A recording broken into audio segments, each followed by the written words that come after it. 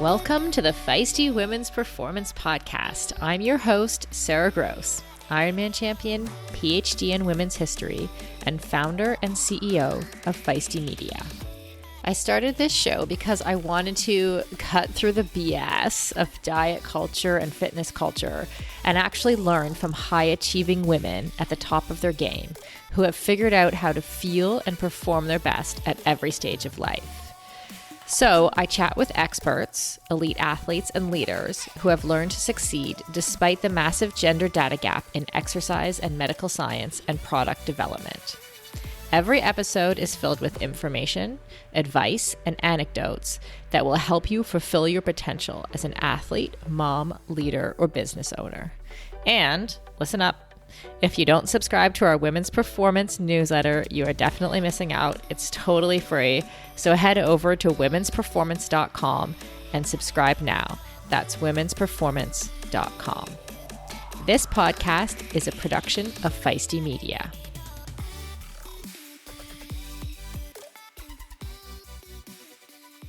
Good morning or afternoon or evening, wherever you are. Welcome back. I live in Victoria, BC, so we have like Pacific Northwest kind of weather, and we've had a couple of weeks actually of rain and gray. I've even mentioned it, like my mood goes low.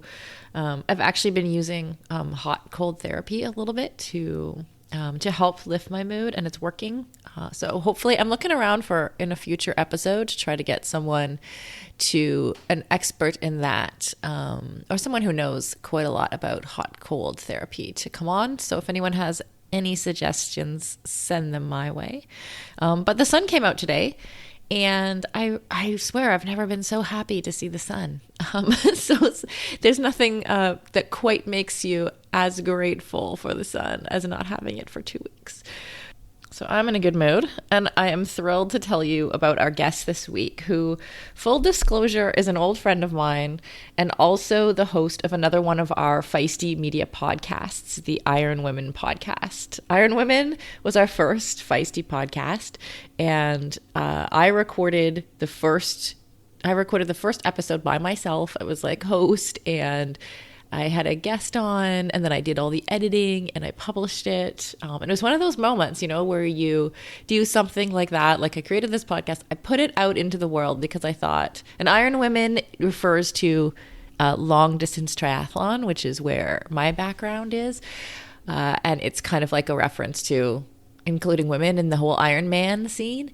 But anyway, yeah, I put it out in the world in 2017 in the fall, and I think it was like at the time like 350 people listened to this podcast, and I just thought, wow, amazing. And very shortly after that, our guest today, Alyssa Godesky, joined me as co-host, and very quickly after that, Haley Chura joined as Alyssa's co-host, and I stepped back behind the scenes and just did the editing. And for anyone who's ever built a business, I guess of any size, small or big, it's this constant process of like, you do something, you're involved in every single thing that happens in your business. Like, and this is a great example because I was like host and editor and all the things. And then I just continually stepped back. So for a while I did the sound editing for IronWomen. And then eventually, we were able to get new producers in. Now we have Ella and Millie working as producers. We have Carrie on other shows. So fun to reflect on that evolution. Anyway, so now the IronWomen podcast has over 300 episodes and is still going strong. So if you're a triathlete, definitely check that out. Alyssa herself has had an incredible 5-year stretch. When we first met in 2015, she was a professional triathlete. That's how I knew her. And she was racing several Ironman events per year around the world. I knew that she had a trail running background and had done some ultra races in the past. And in 2018, I was invited to be part of her crew as she attempted to set a fastest known time on the Vermont Long Trail. So fastest known times, with which at the time I didn't know what that was, but it's FKTs for short. And those are the records that's the way we talk about records in ultra distance trail racing. So Alyssa explains it better in the podcast, but essentially an FKT is a record set on a section of trail. And so in July of 2018, Alyssa set the record for the fastest woman to complete the Vermont Long Trail, supported by a crew. And we were out there a little over 5 days. And let me tell you, it did get ugly with the sleep deprivation piece in particular. Sleep deprivation is a legit part of what Alyssa does. Since then, she's also added the overall supported FKT for the New Hampshire 48 High Peaks and the women's supported FKT for the Adirondack 46 High Peaks. Alyssa is one of the toughest women I know. That's exactly why I invited her on the podcast, and has the ability to accomplish anything she sets out to do. I wanted to talk to Alyssa today about mental toughness and like where she kind of gets that internal strength from. Also how she helps the athletes that she coaches develop it. So we had a fabulous conversation and I hope you all enjoy it too.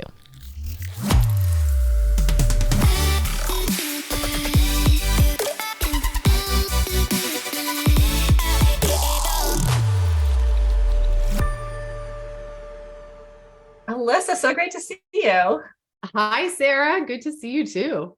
Yeah. So, okay. I wanted to start with this story because I remember it always sticks with me, and I actually like tell this story. Anyone who's been at the pub with me, like it knows, but you were like watching Netflix one day and you're watching the Nikki Kimball special about her doing the FKT on the Vermont Long Trail.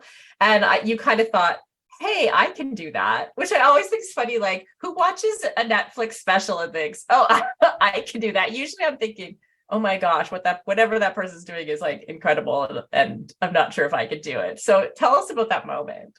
Yeah, it's like, I mean, ignorance is bliss, right? But I mean, so I was watching Finding Traction is the name of the film, and it's still on, I think, if not Netflix, you can find it on Amazon Prime or something. It's a great documentary of Nikki's attempt. It came out, I'm going to say like 2012-ish. And so I was probably watching it 2014, I don't know, pretty early. And I was seeing her, run the long trail. I had never set foot on the long trail. And like, I was watching and I was like, man, that's really cool to be doing something that's not a race, but you're like racing the clock and you have to put together all these pieces, right? And as you see her story unfold, she's doing really well. She's doing really well, but then things start to kind of fall apart for her for a variety of reasons. I don't want to be a total spoiler in case people haven't seen it, but and it stuck in my head. Like someone can beat her time, right? Like she has totally shown the world with this documentary that, we're all grateful to have, but like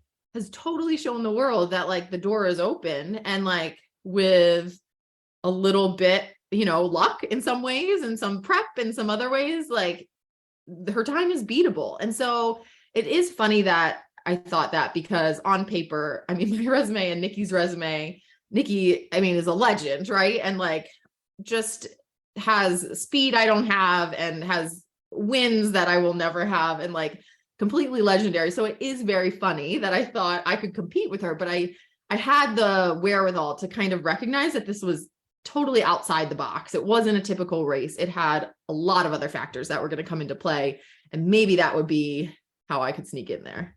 Right. So I remember also watching that movie or film documentary and watching kind of how it was hard for Nikki and like the kind of, I guess it's kind of a meltdown that she had really, and thinking, oh my gosh, if that tough woman can't do it, I could probably never do it.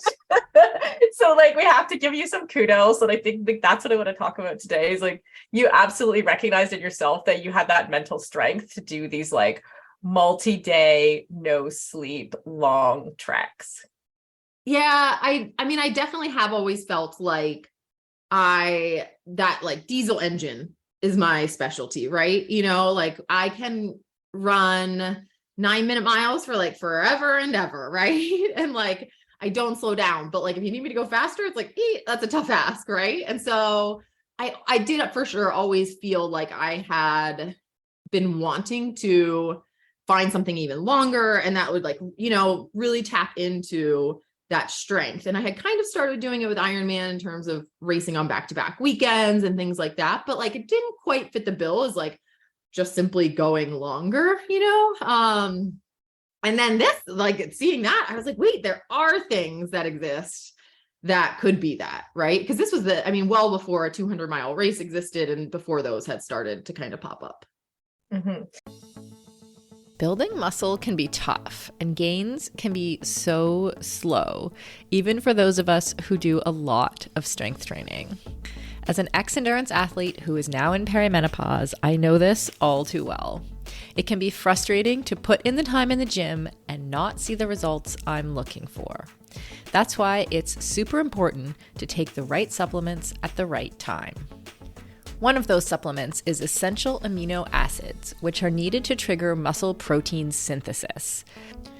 Muscle protein synthesis happens when you eat high-quality protein, like eggs or whey.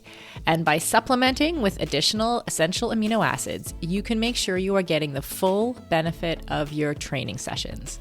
Targeted essential amino acid formulas can be up to 4 times more effective than just eating protein. I've been taking amino acids for almost a year, and in combination with eating quality protein and a couple other supplements, I have managed to turn the tides on age-related muscle loss, which starts at 30 for women, by the way, and I have continued to make strength gains as I head towards 50. AminoCo has been a long-time sponsor of Feisty Media and has supported all of our brands and podcasts over the years. I recommend starting with AminoCo Perform, and you can grab some at aminoco.com/performance. If you enter the code PERFORMANCE, you will save 30% and receive a free gift if it is your first purchase. Give it a try and let me know how it goes. That's aminoco.com/performance and use the code PERFORMANCE to save 30%.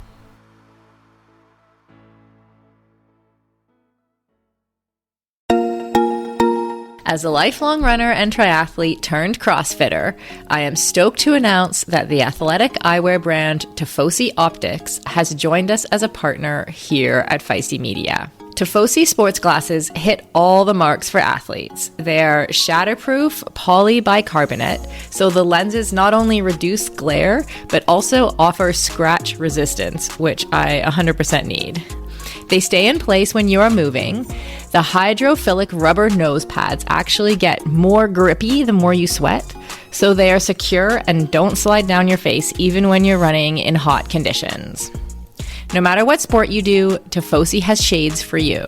Whether you love tennis, fishing, pickleball, running, cycling, or just hanging out on the beach. They are super reasonably priced, which I love, so I can have multiple pairs that go with any outfit. And of course, Feisty listeners get a special discount. So head on over to tifosioptics.com and use the code FM20. FM as in Feisty Media to get 20% off your order. That's FM20 at tifosioptics.com. I'll put a link in the show notes to make it easy for you. Okay, and so an FKT stands for fastest known time, right? And it's basically, well, you tell us, what's an FKT, just for the audience in case they don't know.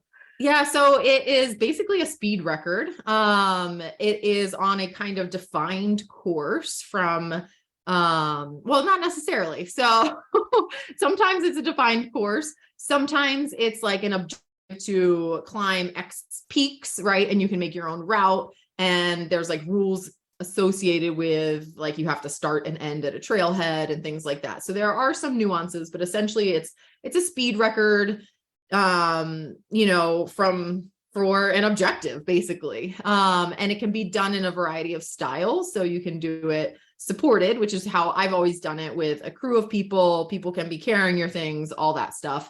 You could do it self-supported, where you're kind of responsible for carrying things and setting out supplies and that sort of thing. Or you can do it completely unsupported, which that is like beyond my wildest comprehension, where you start and finish essentially with whatever you can carry, and you can pick up kind of like natural water sources along the way, and that's it. So that stuff is bonkers.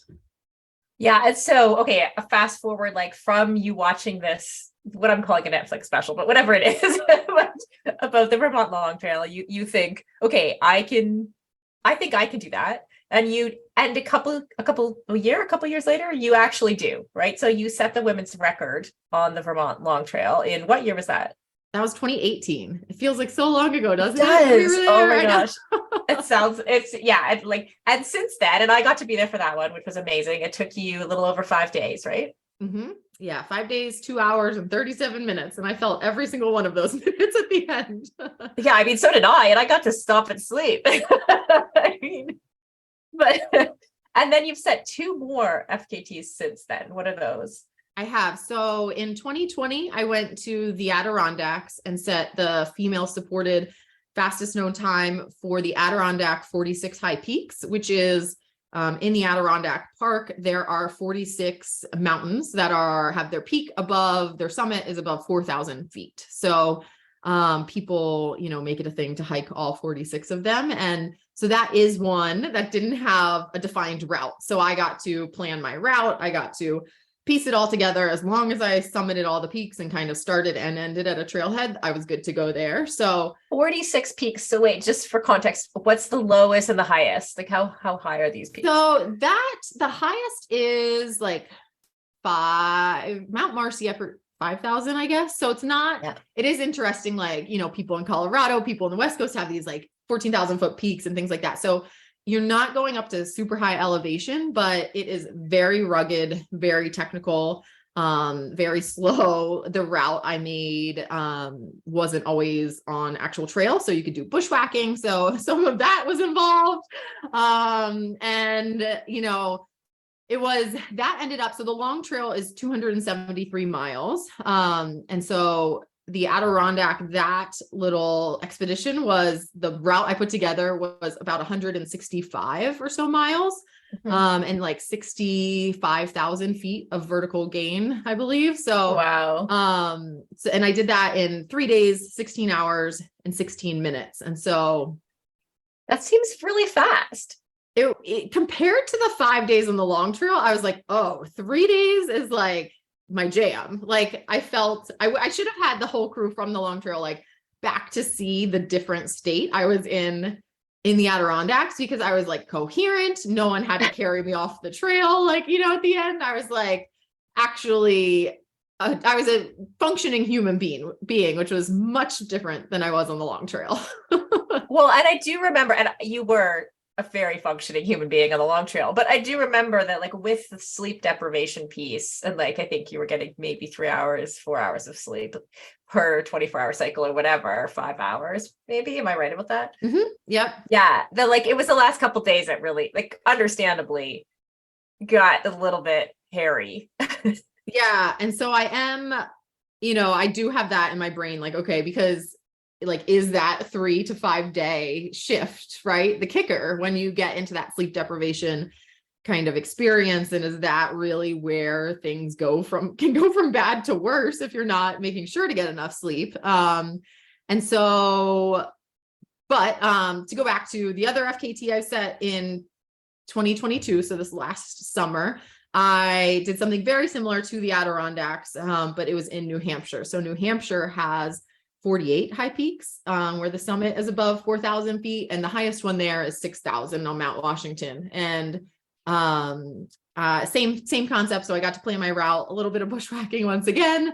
And that one I did in 3 days, 8 hours and 56 minutes. And I actually set the overall male or female record for the New Hampshire record. Wow, that's cool. And is that meaningful to you that it was an overall record versus a women's record? Does it matter? It does and it doesn't. It does in the sense that I know people watch these, and I know that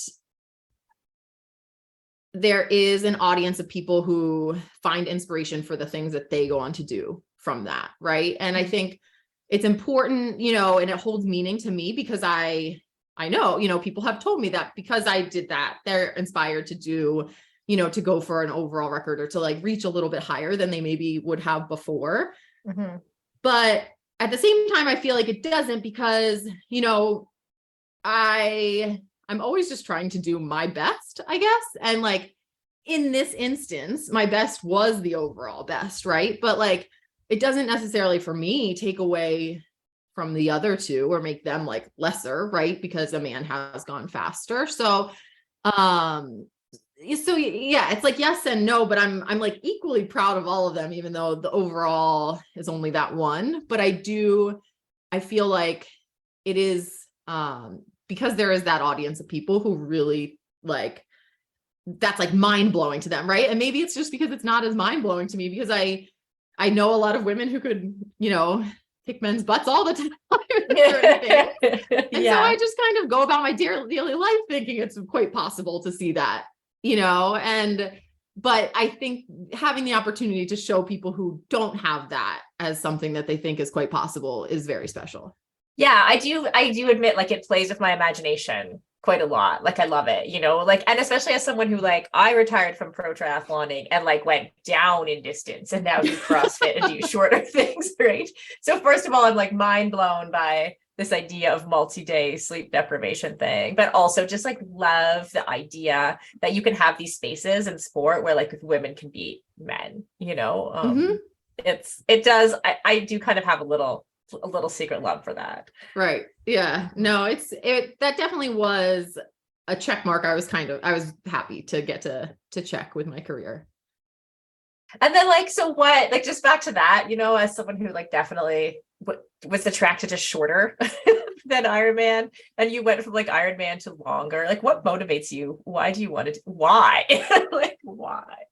It's probably the most frustrating thing for people to hear because, and it's even frustrating for myself because I'm a math person. I'm very logical. I'm like rational, right? With most of my decisions. And so, but when I like pick these things, it's like, I mean, I hate to say it feels like a calling, but like it does in a way feel like it just hits me and I'm like, that's the one, and I get people quite often actually who will be like, you did this, you should do this, or you should do this, and they'll throw all these ideas of things. And I love that because I love to, see what's out there, but 9 times out of 10, it just doesn't like speak to me, and it's funny because these like, it's not like I had a major connection with any of these places necessarily prior. Right.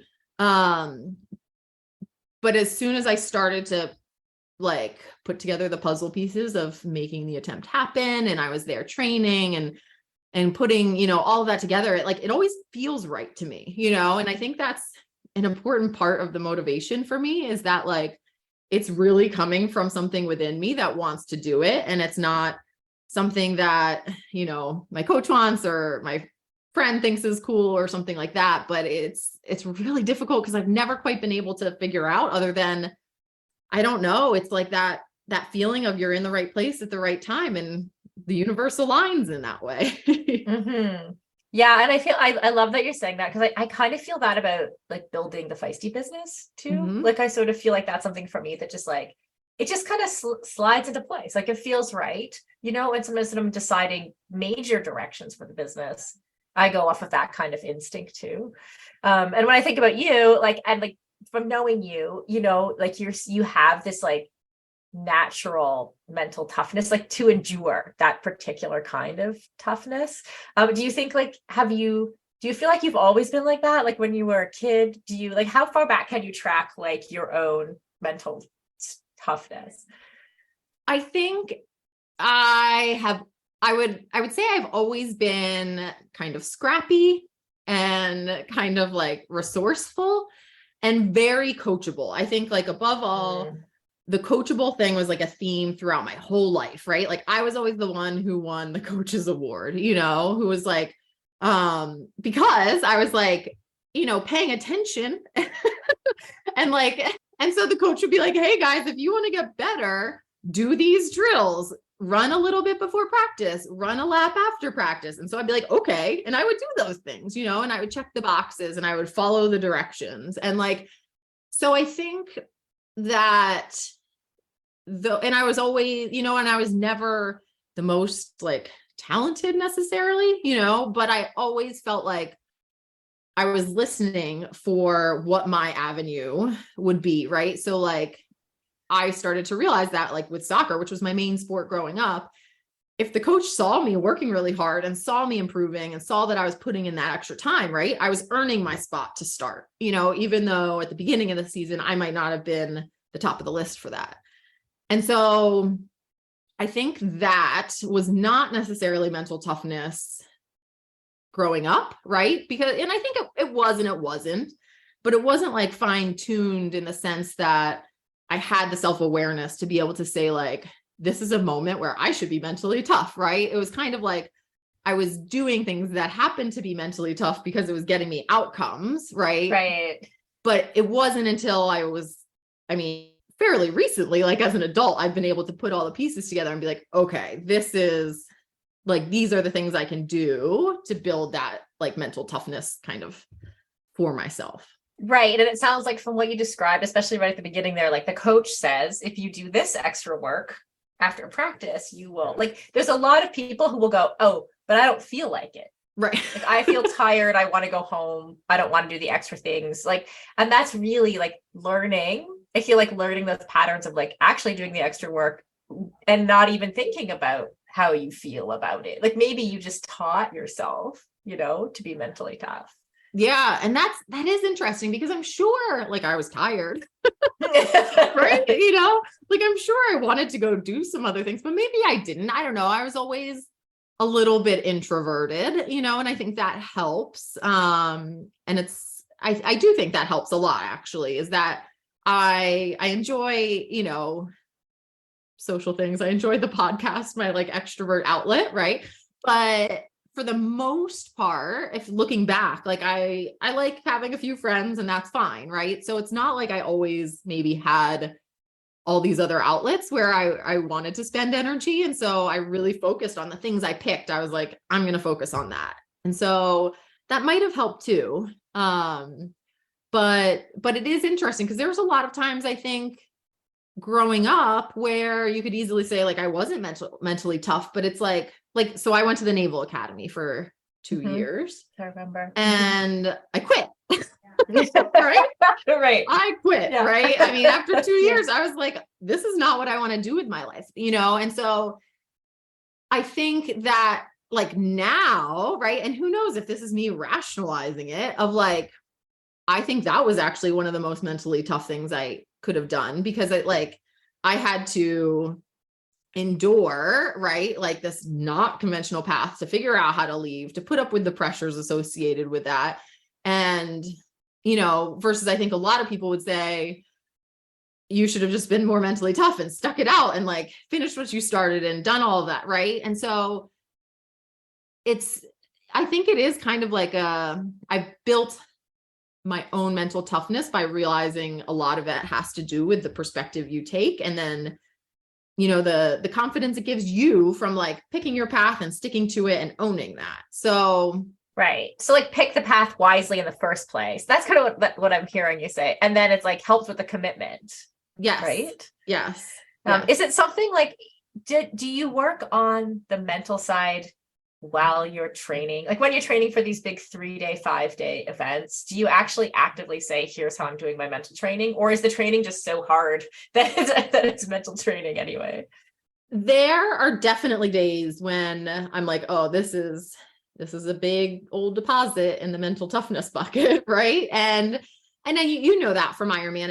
And I'm coached by Hillary Biscay, who, is an endurance sport kind of genius when it comes to figuring out like what makes people tick and what is going to help them kind of grow physically, but then grow mentally, And so now that I've worked with her for almost a decade, I can kind of figure it out, be like, okay, this is one of those mental toughness ones, where she's sending me out to like hike up and down a 1/4-mile hill for 4 hours, right? Like, yes, I'm going to get physically stronger, but like, but more than anything else, I will get mentally stronger, right? For like doing that and just doing it, and even when it's not necessarily a session, I think anyone would have said is supposed to build mental toughness. Like, you go out for a 4-hour bike ride and you have a headwind seemingly for 4 hours, right? Like who knows how that's possible, but it's like miserable, And so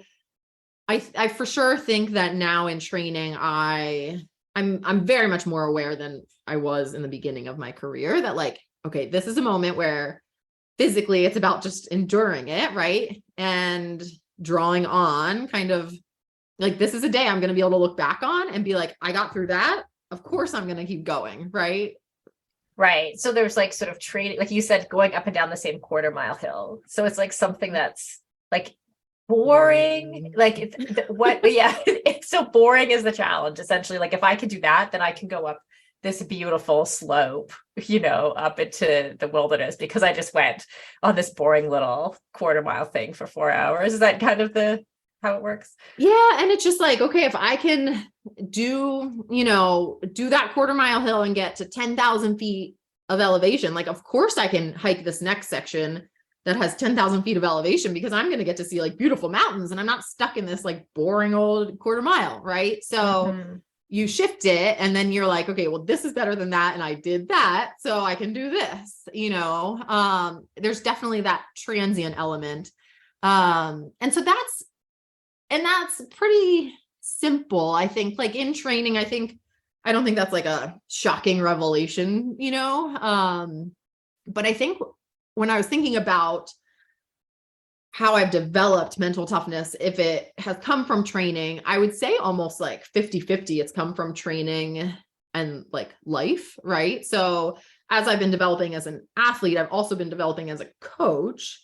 And I think being a good coach has actually made me like very mentally tough in a lot of ways, right? I mean, you like absorb when you're doing kind of one-on-one coaching, you absorb the good and the bad days with your athletes, and it can be a roller coaster, and you really get to see like the highs and the lows, but you're one person removed finally, right? So it's not happening to you. It's not your own highs and lows where you're like, kind of can't see the out of it, right? So when you're coaching someone and you're getting that outside perspective, I think you really start to see that like the mental toughness piece is like one tiny step away for most people, and it's just a little bit longer or a little bit harder or a little bit, one more minute and you were there, And so I think when you get to see that a lot as a coach, it makes you realize that like, it is very close a lot of times. And it is just about finding a place you can go to and whether, in your mind and how you do that to be able to be like, okay, just a little bit further, a little bit longer, right? One more minute, one more mile, whatever it has to be. And you see that so many times where people often just give up. Right. And like, I think that has given me just this inside window into probably the human brain, right? And how it works with that. And so that's been really fascinating for me. And I think I've been able to take that and implement it a lot when I've been doing some of these, which has been just as helpful as a lot of the training I've done. How do you get inside, like if you're coaching, how do you get inside someone's mind to know, or what do you tell them, like to know at what point they're going to give up? And then how do you give them like a tool to not give up in that moment? So I think developing that communication is key, right? Because you have to be able to like articulate it as a coach, right? To be like, this is, first of all, having the open communication with an athlete to be like, well, why did you stop? Right? Like what was going on there? Was it the elements, or was it your brain? Or did your legs explode, right? What was it here? And then, working through that to figure out like, okay, then we'll put you in a similar situation. And once again, your legs are going to feel like they're going to explode, but we're going to then, use the one more minute, count to 20, right? 3 times, count to 20, get yourself through that cycle, and then you'll be there. Right. Or, if it's nice when it is like an elements type of thing, because often it can be like pack a nicer pair of gloves, right? Or like try and layer up more, like, do the prep beforehand. That's required to kind of think through what you're about to go do. But it's like, and sometimes I think people, and this definitely happened to me too a lot early in ultra running, was like, you get in that moment and you're like scared because you're feeling things you've never felt before. Like with the sleep deprivation on the long trail, that was absolutely what was happening. I was like, I'm going to die, right? Like my brain is mush. I can't keep my eyes open. Nothing seems to be working. My body's failing me. And I had just never felt those feelings before. And it scared the crap out of me, you know? And you guys all saw it. Like I was let them know that feeling's okay. And that's actually quite normal. That's how you're supposed to feel. Right. And that's how everyone else around you feels too. And it becomes less scary and it's a little bit easier to like embrace, right, within reason, you know, I mean, obviously we're not talking to like the total extremes, but I think within reason. Yeah, it's so interesting to me because you've pushed this a lot further than I have in my life. But like, I always think like, so our relationship with pain is interesting because we like the pain's there for a reason. And I think that's why people often give up in those moments, right?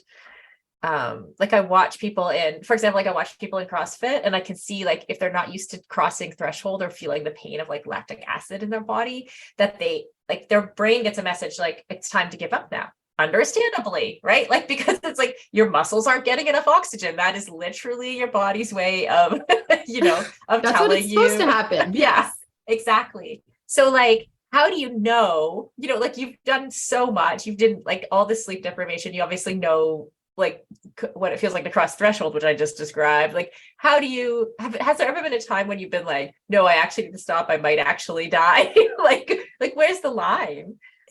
I mean, that's a good question. And I think again, I'm an athlete, I'm a coach, I'm a fan of sports, right? I've been watching and playing sports my entire life. And like, I can think of 5-10 people I've ever seen or met or heard of that I think have that like, where their brain really isn't sensing like, no, this is actually really bad, right? Like, totally. Oh, and they do exist for sure. Those people exist who can push themselves to that point where it's like something's not connected, right? And like, but those people are so rare.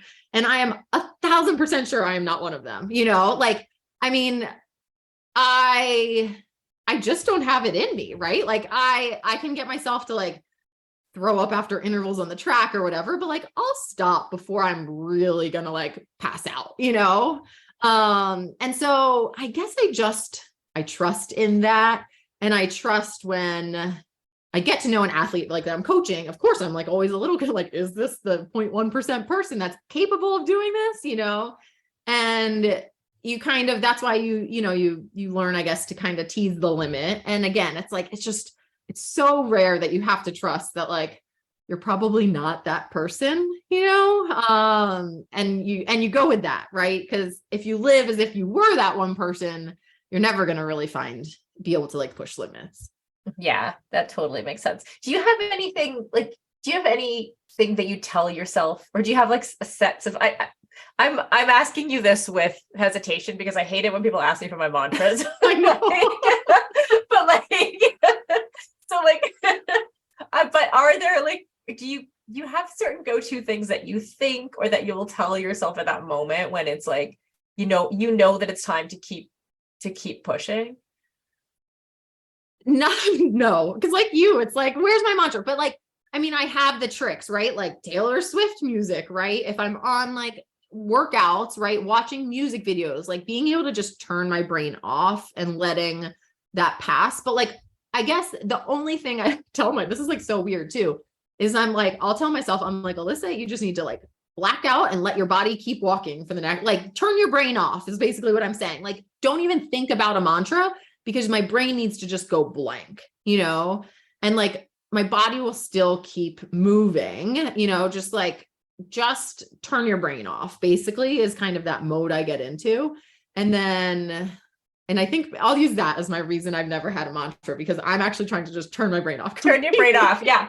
I relate to that. Like I remember in Ironman, I used to ask myself like, because your brain's telling you that you're uncomfortable. Like that's its job. Your brain's like, you're so uncomfortable. You should stop. You should go slower. You should, like, that's what it's supposed to do. But I just like, actually, am I? Like, I would find like, actually like, just if I would stop and just do a little scan and be like, you know what? Like, at the beginning of the Ironman marathon, for example, I'd be like, I'm like a 2 out of 10, 3 out of 10 uncomfortable. Like I am not, like it's not until the back half of the marathon that I'm really like going up to the bigger number.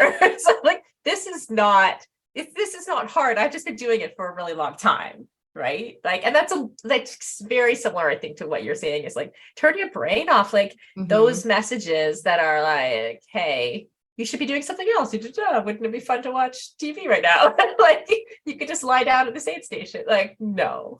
Yeah. And it's funny because I think people see these things and they think you're mentally tough. You must like always want to work out and like never be. And I'm like, no. Like I love to ride. Like I would gladly like lay on the, there's some days where I'm like, man, I wish I would get sick because like, I would love to just lay on the couch for a while, and like, and like every day I go out and I work out and I'm like, man, there's a lot of other things I would rather be doing. Right. Like I'm not someone who is like, chomping at the bit to do every little thing, but it's like, but I know that like the building blocks have to be there to do what I ultimately want to like be pursuing. Right. So I think that has been kind of an interesting study on myself with like mental toughness. Cause I think there's times when I'm like, am I not mentally tough? Like I want to do these other things. Right. So but I think that balance kind of helps me dig deeper when I need to, because I do have the balance there. Right. Yeah, that totally makes sense. And before we recorded, you mentioned something about like not like enjoying the process, essentially, which we hear a lot, but like not tying your identity to like your outcomes or your goals. Can you unpack that a little bit?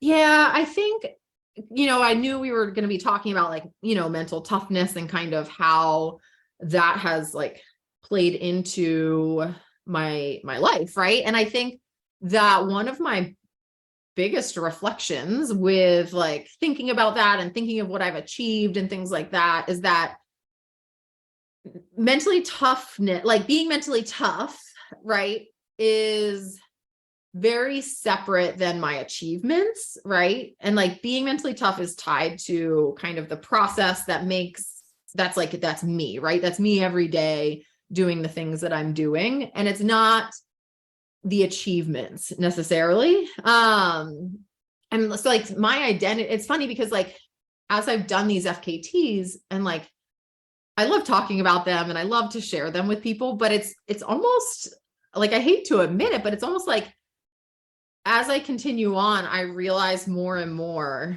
how like insignificant that actual achievement feels in a way. But like, I wouldn't have traded the process of getting there for anything, but it's like in the end, like, I don't know, the record came with like nothing, and it's just been a very interesting reflection to me that who I am, is absolutely, it's been a part of that like process and the becoming versus like that one thing of who people think I became because of that. Right. And so I think that's just something I really kind of like to bring up to people, because I think people get very caught, especially in the, the communities that we're in with endurance sports, people get very caught up in that achievement. And it's, and it's not some like weird, humble flex I'm like trying to do of like, no, it's not that big of a deal. But it is like, as I've, and I don't know if you feel this way with like with Ironman and your wins and stuff like that too, of like, it's just, it feels so fleeting. Right. And I don't know, maybe it's getting older and like maturing. Right. But it's like, you realize that that's not what it's all about. Right. And so that revelation has just been like, has been something I want to share. Yeah, I love that. It's sort of like, instead of looking for like the trophy, as it were, it's like almost like you can reverse engineer looking at the process. Like, if I make this goal, who do I become in the process? And do I want to become that person? Because that's like what I'm hearing you say is like, that's ultimately what matters. Right?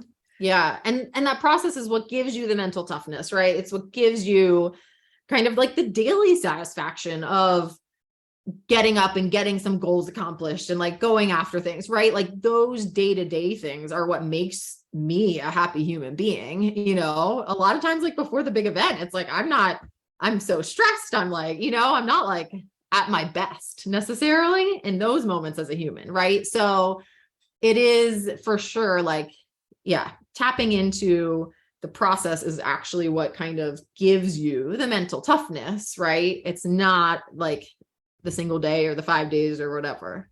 Yeah. And so when you're, whether it's training or the days, I'm talking about your races in multiple days. But like through the process of getting those FKTs, what are the things that you learned that you now, like, who did you become that you now apply in your day-to-day life?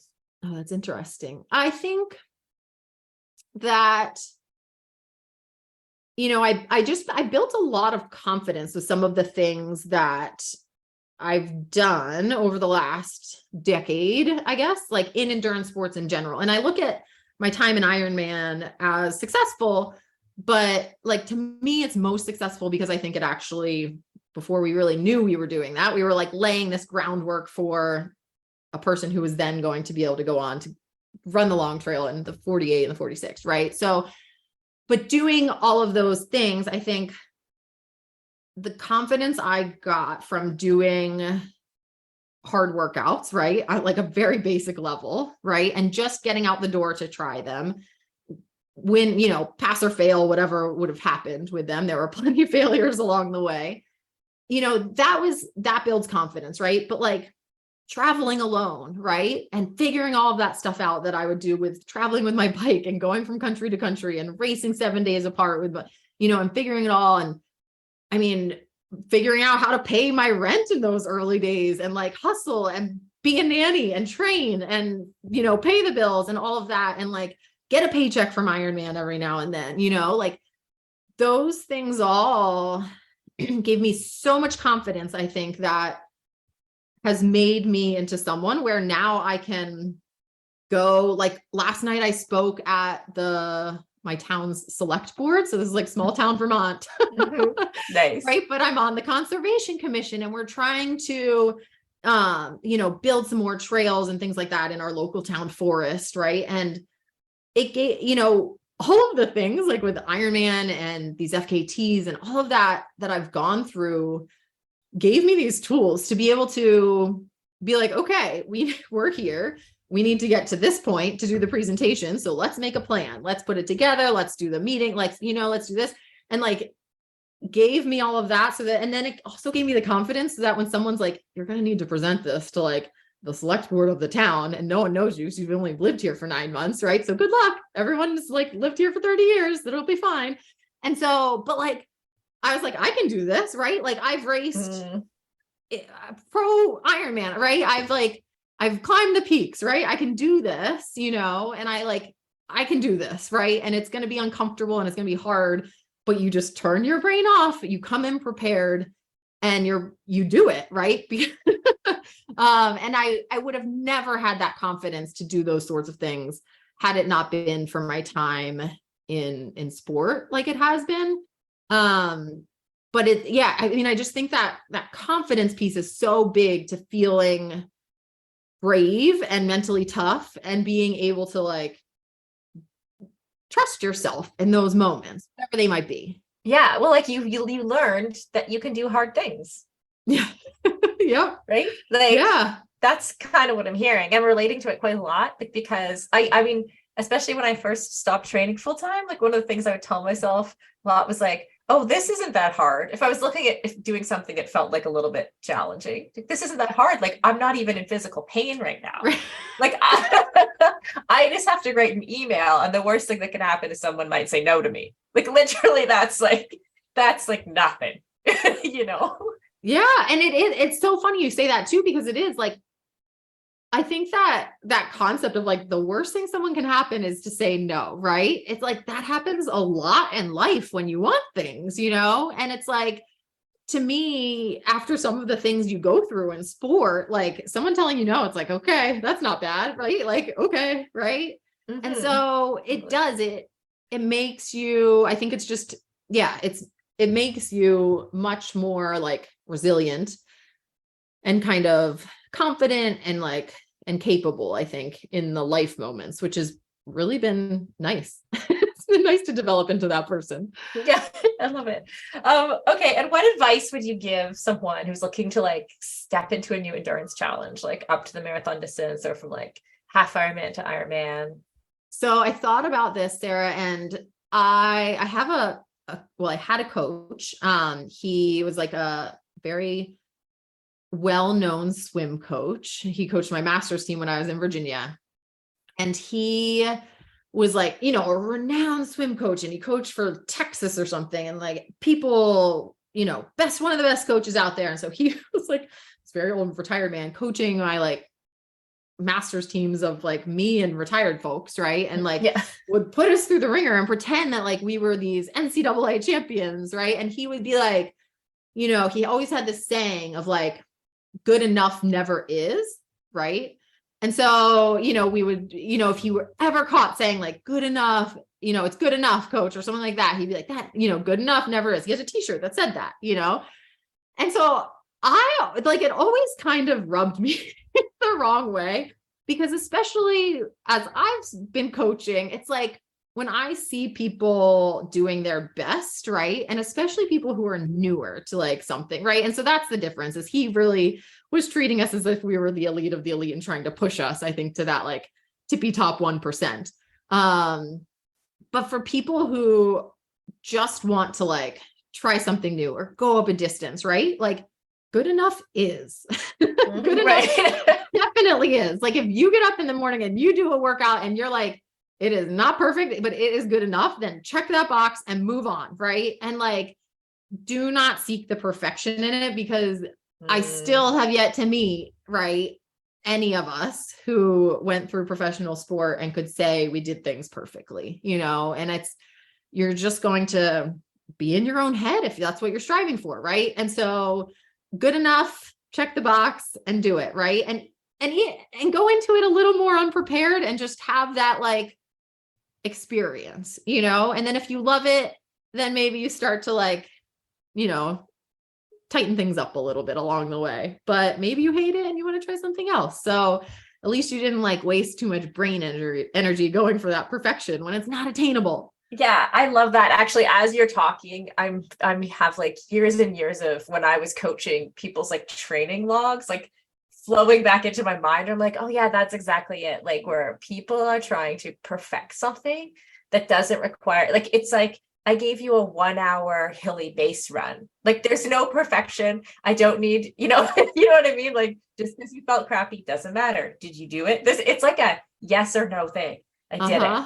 Yes. That's it. Like, so like getting through to people on that kind of level, that just like not overcomplicating things. Like I like the way you said that, because I think that's really true for a lot of people.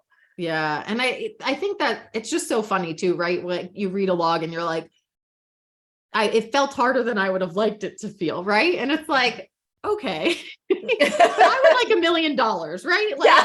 I mean, we all want things that are just like not going to happen. Right. So like, if we approach our life like that, you're just always gonna, like, it's never going to be fun. Right. And so I think keeping it as fun as you can is very important, because you will learn a lot along the way, but you have to be like open to that. Right. And I think if you're focused on the perfectionist side of it, you're not going to be open to all of these other cool things that you're going to learn in endurance sport.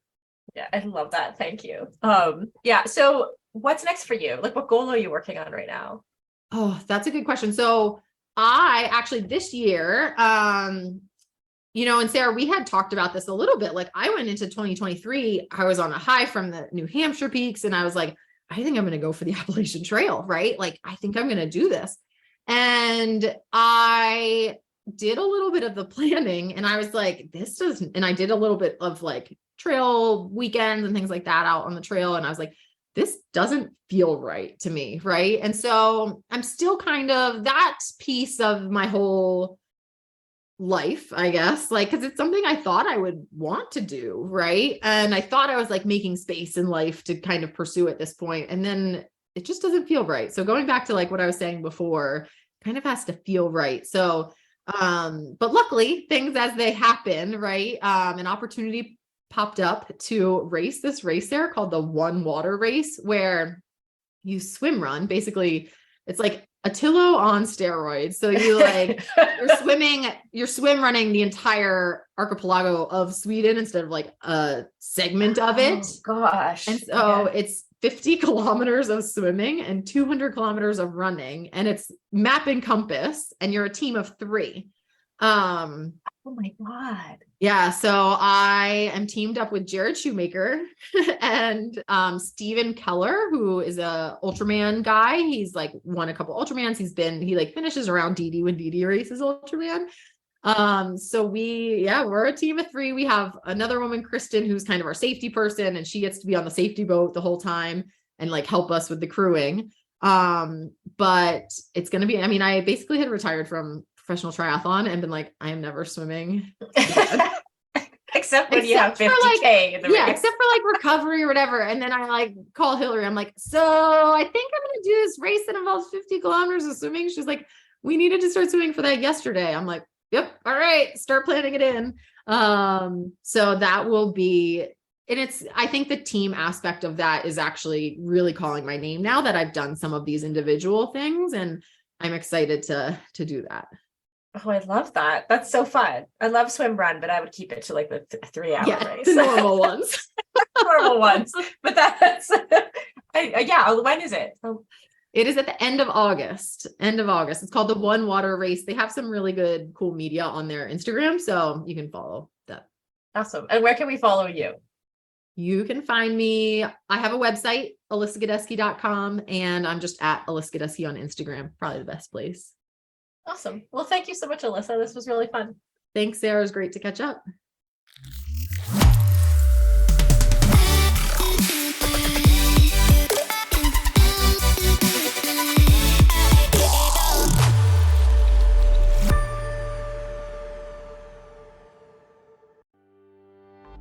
As we head into summer, rest and recovery are critical for improving sports performance, reducing stress, and living a long and healthy life.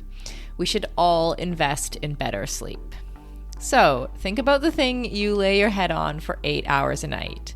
If it's not exactly right for you, it can lead to needless tossing and turning, or worse, have you waking up with an unrelenting kink in your neck. My new Lagoon pillow has helped me improve my sleep immensely by pairing me with the performance pillow that has everything I need.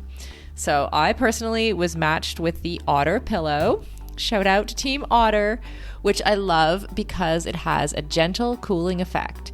And I was able to choose how much stuffing I wanted in it, which is super important to me because I'm doing a decent amount of CrossFit these days and my shoulders are kind of creaky. So having a pillow that is stuffed just to the right height keeps my neck and head in exactly the right position and comfortable for the entire night. And as of fall 2023, Lagoon launched their 100% mulberry silk pillowcases.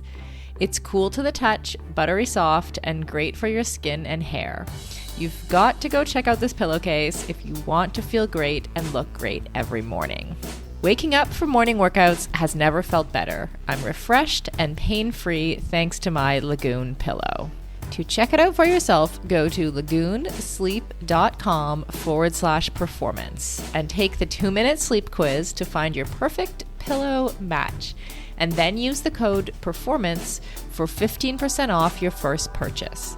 That's code PERFORMANCE at lagoonsleep.com/performance, whole 15% off, and the link is in the show notes. You can just click through there.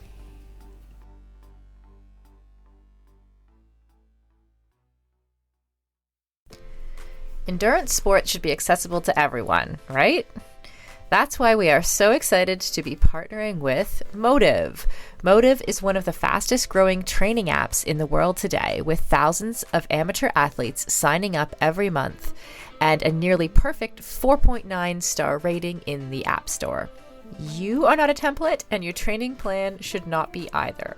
Prepare for running races, triathlons, cycling events, duathlons, or swim runs, however your season schedule shapes up, and get training written by some of the best coaches in the world in each discipline who know what it takes to help amateur athletes reach their goal on race day. The app takes the training written by those experts and then creates the most optimal training plan for your schedule, abilities, and goals.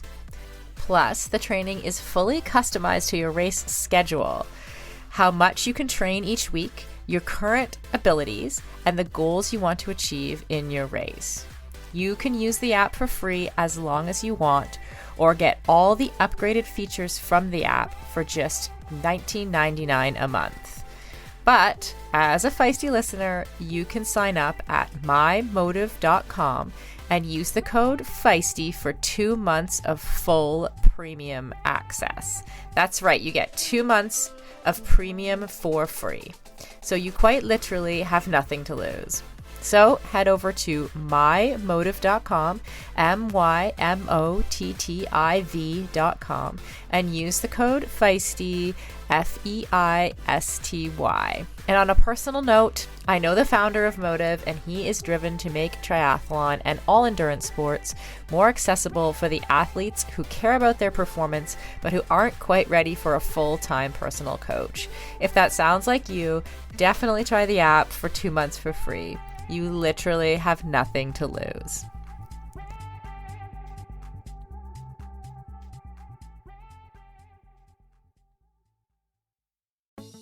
For decades, running shoes have been researched, tested, and designed for men. Brands have relied on the shrink it and pink it approach to sell male shoes to female customers. That's why we are so excited to be working with Hedas. Hedas designs athletic footwear for women that elevates performance, safety, and style. Hedas unlocks the science behind women's biomechanics through dedicated research, creates better shoes for women that support their longevity and performance, and establishes new design standards to promote transparency in a male-biased industry. Hedas have a lower ankle collar to reduce rubbing, a breathable mesh toe box to allow for ventilation and to allow for female toe shape, a special kind of plate in the midsole to keep tired legs going, a narrow heel cup to reduce heel slippage and take the pressure off our Achilles, and a rounded instep to create a snug fit. Hedas has 3 shoe models designed for different sessions: the Alma Cruise for long runs, the Alma Tempo for training days, and the Alma Speed for pushing the pace. I've personally been running in the Alma Cruise and I love them. It's the shoe I always wanted and never knew I needed. The fit is perfect in every way. You can get your own pair of Hedas at hedas.com and use the code Feisty20 for 20% off. That's Feisty20 at hedas.com, and it will all be in the show notes.